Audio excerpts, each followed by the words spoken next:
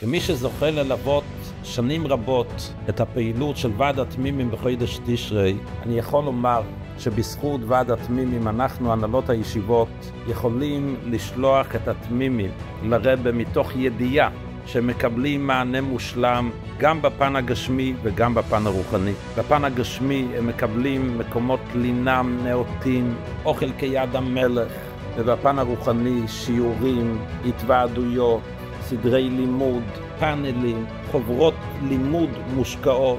הבחורים פשוט חוזרים מלאים וקדושים מחודש תשרי.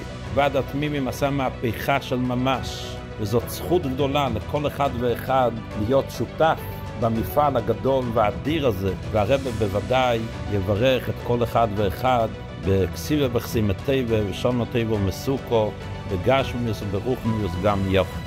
תרמו עכשיו, הכנסת אורחים.com